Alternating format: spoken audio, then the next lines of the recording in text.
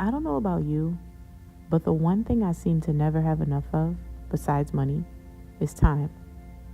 I just always wonder how the days go by so quickly.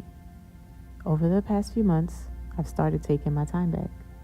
There are 5 things I suggest you stop doing in order to own more of your life and stop wasting time. Coming in strong at number 1, stop checking your email.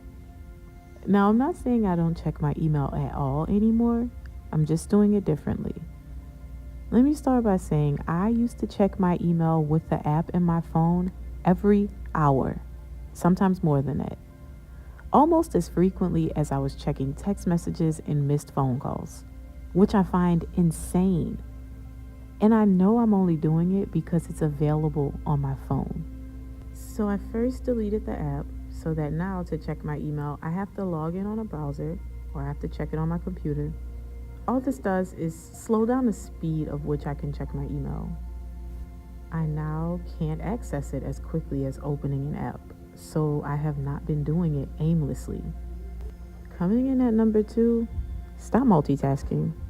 I used to think it was a great idea to multitask, juggling all these things at once. You feel like you're always doing something. But the truth is, you're doing nothing. Nothing. I've recently come to understand that when I multitask, I'm not fully committing to one thing. And as a result, I just don't complete anything efficiently. Multitasking usually places the same weight or level of importance on multiple tasks and extends completion time because, well, nothing is focused on completely. Spreading your focus on multiple unrelated tasks at a time requires you to reset your attention every single time you switch tasks. Let's just say you take 10 minutes to reorient yourself every time you shift from one task to the next.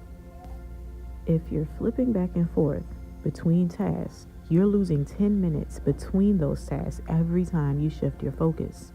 You may feel like you're doing more by having multiple tabs open at a time, but it's definitely better to finish the work, close the tab, then move on, figuratively and literally.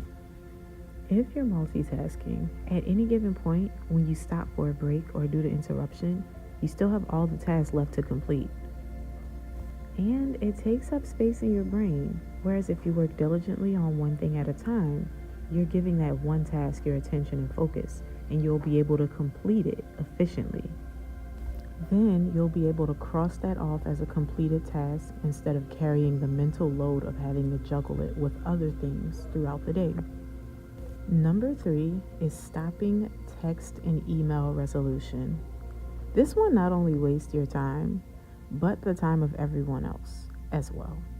If there's something that would take 5 minutes to resolve through a voice conversation, why delay it? Why draw it out and do it through text or email? Sure, many of us have grown an aversion to wanting to be on the phone and speaking to people. The text messages offer that convenience without having to physically have a conversation. But I guarantee you, the time it takes you to get an answer, a clear and definite one, through text message is much longer than it would take to have that issue resolved by just talking on the phone. Could be planning an outing with a friend, picking up lunch for you or even someone else, even getting an answer to a question. All of these things would take several messages exchanged back and forth over the course of 5-10 minutes, probably more, while a phone call could have it wrapped up in 2 minutes or less. The conversation exchange is more direct, it's faster.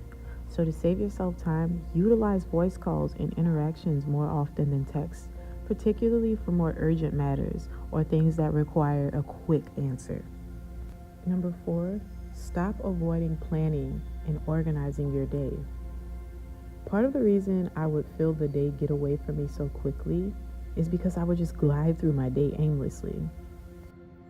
I would sleep longer than I really needed to, and then wake up just to drag myself through the day, hitting all of my to-dos, but not capitalizing off of building a schedule and having a list of non-negotiables. For instance, I would wake up and immediately start tending to the needs of my household. I'd get dressed, feed everyone, prepare the kids for the day ahead. I might even make a quick list of errands that needed to be taken care of, and the rest was up in the air. Now, I actually plan everything. Now, I don't have a schedule other than deep work for the first 3 hours of my day, but what has changed is that I write down everything that needs to be completed and I prioritize everything. And I cut out running errands. Bonus points if you can do that. I no longer go to the store to shop. I either have items delivered or I schedule a pickup. Think about it. It's the same amount of money spent. Most of the time, you don't have to pay a delivery fee or a store pickup fee, anything extra. Sometimes you do. But you save time walking through the store and you save money because you're not spending extra money on impulse items because you did not see them. I plan out my outfit options based on the weather.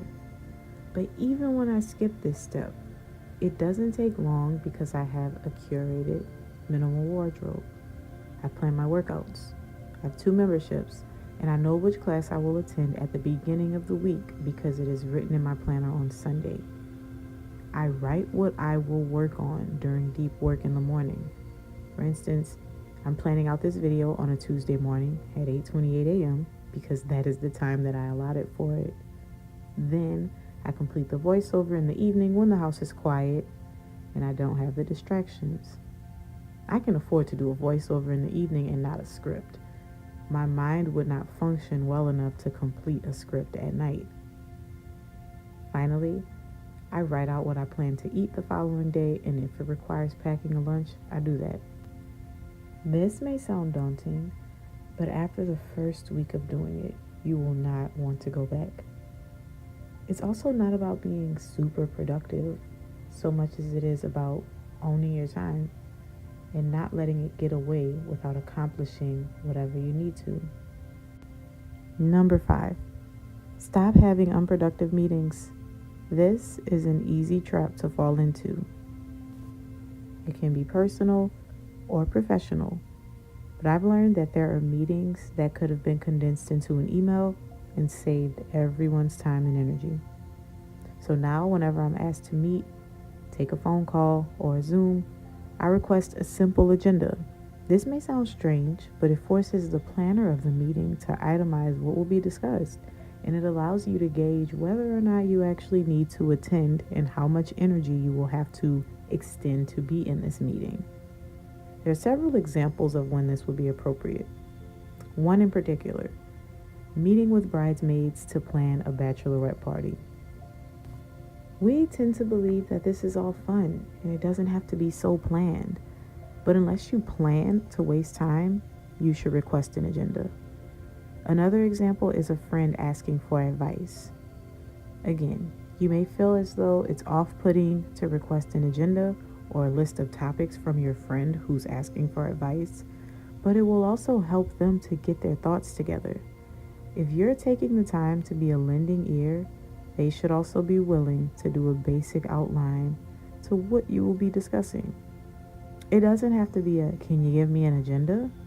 But you can definitely ask if they mind giving you a brief synopsis of what it is that they need assistance with, just so you can prepare your mind for the conversation and be sure not to venture into other things. Again, it seems like it's making it too professional, but it's really to protect your time and energy. And if you're anything like me, I do like to be mentally prepared for things, so having an agenda or a plan of some sort really does ease my mind. And that's it. Easy ways to begin taking back your time. I hope you get started and that avoiding these things can be as rewarding for you as it has been for me.